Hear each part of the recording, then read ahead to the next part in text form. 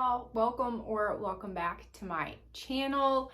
We have made it to 2 years using Gather Round, and in today's video I am just going to give you guys a little bit of an update and share some thoughts about their curriculum. For anyone that may be new here, I'm just going to do a quick little recap so that you kind of have a good base and you understand where I am coming from and a little bit of the background here before we move into my thoughts. So like I said in the intro, we have been using Gather Round for about 2 years now. We're a little over 2 years at this point, but nonetheless, 2 years. We originally started with their Oceans unit, and then we moved into the Ready to Read program. And then from there, we completed a full year's worth of just their main units. My daughter is currently 6, and she is in the early reader level of the student notebooks. So it gives you a little bit of a background. I have some thoughts that I just would share with you guys. First of all, we've been using Gather Round for 2 years, which to me is crazy. I was recording another video like several weeks ago, and I said that, that it had been 2 years, and that was really kind of the first time I had thought about it. I'm like, man, I can't believe we've been using this curriculum for 2 years. And kind of one of the first things that I want to mention or point out, and I tried to kind of come up with these in a way that they kind of flow into each other, but I probably will be a little chatty and maybe a little rambly. Is that a word? It's probably not, but it is right now. That just is what it is. I am sorry, but that's the way God made me, and I talk with my hands a lot, so there's also that. But I will do my best to try and keep it short and sweet and stick to the notes that I have here, but y'all just bear with me. But the first thing that I just wanted to mention or point out for anybody that may be new to Gather Round, the units have changed like a lot. If you were to take the North American Birds unit and compare it to, say, I think Vikings is the one that just came out, you would see significant changes. I think most of those changes are what's happening in the student notebook. The teacher's guide, there have been some adjustments and things like that, but for the most part, I think the student notebooks are really what have taken the biggest change. And then also like some of the extras and the add-ons that you can have or that they have offered for the units. It seems like kind of as they have gone, there's been more of these cool add-ons or extra practice or things like that.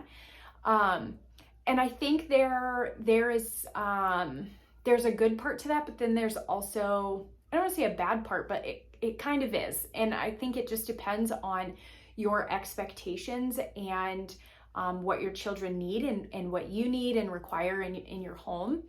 But the fact that the units are not consistent across the board yet, I think could hinder some people, like I said, based on their expectation or what they are needing for their home or for their child. So for example, the last handful of units, I can't remember exactly when the seat work journals came out or seat work pages, but seat work pages is where they have added in some spelling and grammar, a little bit of nature journaling, just some of those extra things. Well, spelling is not necessarily extra, but you know what I mean, just some of those additional kind of topics and things. That's where those are added in, but you don't get those with the earlier units. That's something that we currently are dealing with now. Because I am a user of the curriculum, I know to expect that. I anticipated that, and I have made adjustments.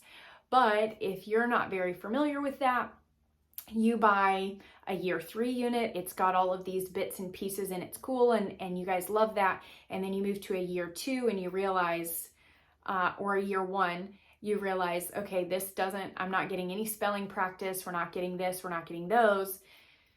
Then it's like, okay, you weren't anticipating that. I can imagine, now I have no insider information, no idea. But I can imagine that those will become more consistent across the board. I would hope that Gather Round would eventually go back to all of the units and have them all on the same level playing field. The thing that has been really, really great with Gather Round is that for those of us, users of Gather Round that have been with them for a couple of years, we have seen the growth. We have, written emails and things like that, called and said, hey, this is something that we're really needing. And then in a unit or 2, we will see that thing come to fruition. If that's something that everyone's needing, like the extra spelling practice and the grammar practice, those types of things. That was all because the users of the curriculum were going to the company saying, hey, we really need this. My kids really need this. And so they found a way to incorporate it, which I think is fantastic. And that really has allowed the curriculum to become what it is now. It's a learning curve. So they have that now, and they're still kind of working through other things. And each unit is going to kind of take on its own form anyway. But I think just some of those, some of the updates and things that they have made, hopefully will go back and they'll revisit those and add those into some of the older units, or re-release them. You'll have like edition 1, edition 2, all that stuff where they've kind of gone back and edited them. So there's been lots of growth that has happened. And like I said, I think it could be good, but it also could be a little bit of a deterrent for someone that is not familiar with them. And they have certain expectations or requirements that they need to meet. Just to kind of touch on something else with regard to the growth that the company has had. Like I said, we are currently doing Africa, and that's like the 3rd or 4th unit, I think. Maybe not, but it's right there towards the beginning to the middle of year 1. So it was one of the original units, I guess. The teacher's guide for us is great. Like I said, my daughter is 6. And so it works fantastic for us because it's fun to read. There's information, but it's not information overload. Also because it's an older unit, there are a lot of people who have gone through the unit. And so on the app and the website, there's all kinds of videos and crafts and all of the extra things that I've been able to go through and kind of add in, so it breaks up the lesson. And it just, there's a lot that you can do with it because so many people have used that already. But having come off of some of the year 3 units, and I'm thinking of Intro to Psychology specifically because that was the first unit where they introduced the color coding teacher's guide. That was brilliant because we've used some of those end of year 2 into year 3 units where they really tried to create a more robust teacher's guide, which I think was necessary, especially for your older students.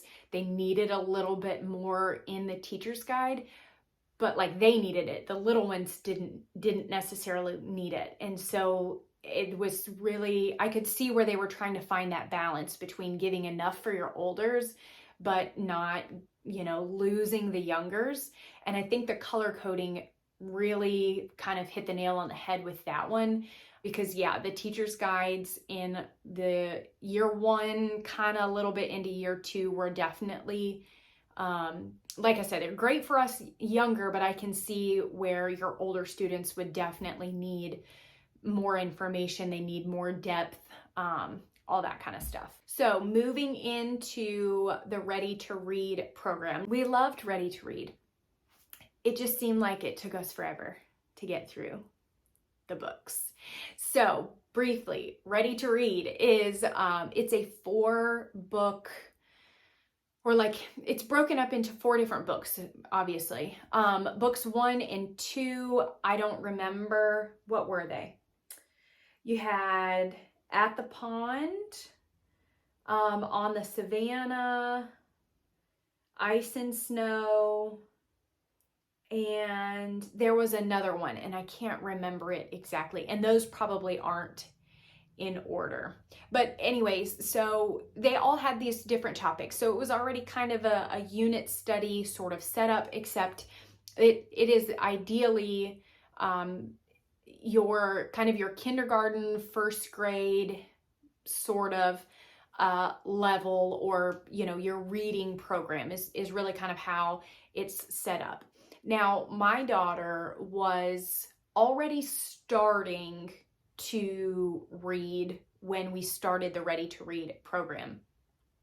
Like I said, we had done that Oceans unit, and she had done some of the pre-reader pages, and then I had also pulled out some of the early reader pages, because the pre-reader was just like color and do one paper, and that was not sufficient for her for a full curriculum. And it was summertime for us when we did it, so I wasn't terribly concerned. That's why I tried it then, and it was okay, but I was not impressed to use it full time.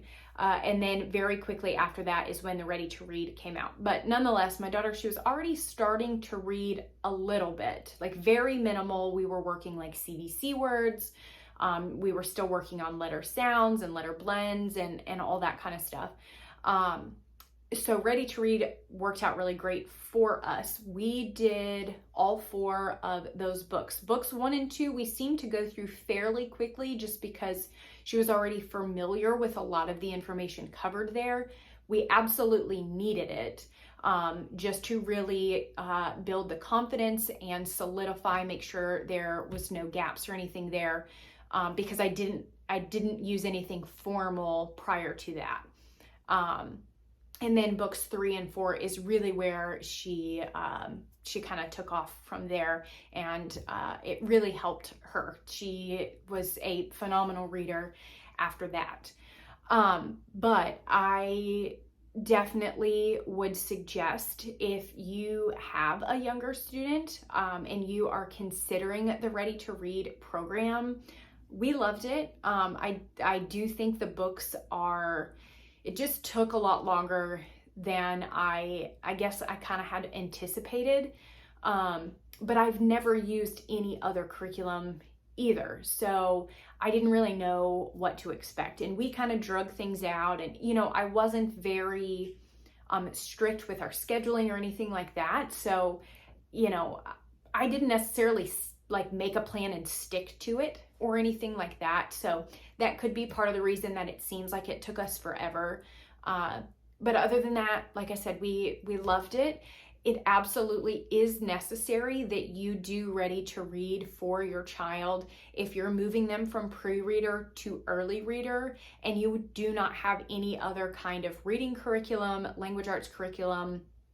You know, if you are not supplementing with anything else, then you absolutely are going to want to do the Ready to Read program. And then moving into now, supplements. It's hard to say that I don't think you need to supplement, but also I feel like you need to supplement. I honestly, I really think it comes back to just what do you need? What do you expect? What does your child need? What does your state require? There are so many variables that go into it when you're trying to decide, do I need to add anything here? Do we need extra here? For us personally, I am seeing that, yes, we need to add in spelling, and we need to add in a little bit of handwriting. Now, the handwriting could be because, again, I didn't really do anything formal. We did the Ready to Read program, but we've not done a formal handwriting program or curriculum. My daughter, she's 6 just now. And so I was very lax on handwriting. Just this year, I have started to kind of, set expectations with her with writing. Again, if you don't use an outside curriculum or you don't use anything else, to teach proper formation of the letters, no, they're not going to get that from the curriculum unless you're going back behind them and having them, erase things and make corrections that way. Just depends on, again, what you feel is best and what your child needs. For us personally, we are going to be adding in a handwriting curriculum, but very lax, very easy, just for really just to help with letter formation, making sure that we're in between the lines that we're supposed to be in between, and then really getting the practice on the capital letters and the lowercase letters. But other than that, and then spelling is the other big one. I will tell you, in Africa, spelling is not substantial. Like the spelling, to me, we had one spelling word this week in the unit itself. That's not going to cut it for me and for what we need at this point. So, but I knew that. So I just have a spelling list that we go through. She has a little journal that we do every morning, and she does her spelling words there. It's not that big of a deal to me, but that's because I expected that and I knew to anticipate that. So sure, you may need to supplement or you may not. It just depends. And those are just kind of my thoughts on it. I do see why those first, the first year of units, people were very much like, we need grammar, we need spelling, we need more depth in the teacher's guide, all of that stuff. But I've seen where that has come to fruition through the units. This next point I had mentioned a little bit earlier, and that's all of the extras that we have found with Africa. Now, can you use Gather Round, Open and Go? Yes, absolutely. I did it for 2 years. You can.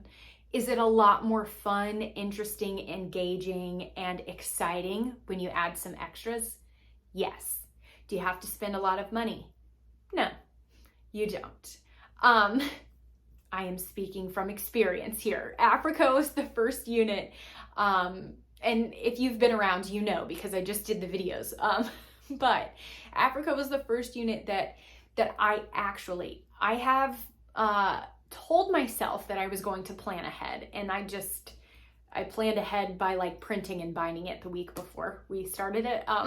But actually going through and writing down all of the extra things, making myself notes, actually getting prepared, and it has made a big difference. It's a lot more fun, I think, for both my daughter and I. It makes things come alive. There's videos, and there's just about every lesson that you're going to do, there's going to be a video somewhere, either whether that's on the app or whether it's on their website. You're going to be able to find videos. There's just more of them in some of those older units, just because more people have used them and submitted videos. And of course, you can, if you plan ahead, you can find other videos and add them to the list if you want to. But yeah, the extras is totally worth it. And I just picked like very minimal. I didn't want anything too crazy. I just wanted like cute little fun things. Like I don't want to spend a whole other hour doing arts and crafts time because we're gonna make 5 different things. Just pick one little extra, and that's been plenty. And that, to me, we've been able to get a lot more out of the units that way, or so far we've been able to get more out of the unit. Do the extra, just plan a little bit ahead. I think it took me like maybe an hour and a half. to go through and decide what things I was going to use, write it all down, all that stuff. It's totally worth it, makes a big difference. The last point that I'm going to make here as far as Gather Round goes, kind of here at our 2-year update, is that Gather Round opened up my eyes, and this idea of unit study. It made homeschooling to me feel reasonable and attainable. And it also introduced me to an idea of schooling that I had never heard of, or a way of schooling that I'd never heard of before. You know, my husband and I, we were both public schooled all the way through, and we don't know anybody else that has homeschooled other than there's one family like group within my husband's family that homeschools. But they're a little bit more of like a classical approach, classical, kind of traditional. So they don't do unit studies. So that's totally foreign concept to us. And I can remember my husband and I laying in bed for a couple of nights on my laptop, like looking at all of these reviews and these, you know, different concepts, and watching all of Rebecca's videos on how the unit studies work and what does that look like and how do you do grades and all that kind of stuff. And I can't imagine at this point, I can't imagine not doing unit studies. To me, at my daughter's age, it just makes sense for us. It seems a lot more fun. It's a lot more engaging. You know, it's a bit of an interest led, because I let my daughter kind of choose we make a list of what she thinks she wants to do for the year, and we kind of sort those out. And then as we get like a week or two away from the next unit, you know, being ready for the next unit, I reconfirm with her. She can change her mind if she wants to. She can switch things around. And so it just keeps it fun and it keeps it engaging. And it takes us, you know, 4 to 5 weeks to get through a unit. And I feel like that's good for her at this age, because it keeps things, again, light and fun and exciting. And now we're adding all these extra cool things in, and we're doing crafts. And so it's quite a bit more enjoyable for us, and it works. And I am really thankful that I found Gather Round when I did, because I'm not quite sure where we would have landed had it not been Gather Round. And I don't know if we'll use it forever. It's possible. But it's possible that, you know, we may move on to other things. But in this season, we love it. And it has worked really, really great for us. And I am excited to see what else we will come up with through the year. I think that's all I have for our 2-year kind of update, or just kind of my thoughts here. If you guys have any questions, comments, any of that stuff, of course, leave those down in the comments. I was going to say in the description. I don't think you guys can put anything there, but leave them in the comments. As always, thank you guys so much for watching, and I will talk to you soon.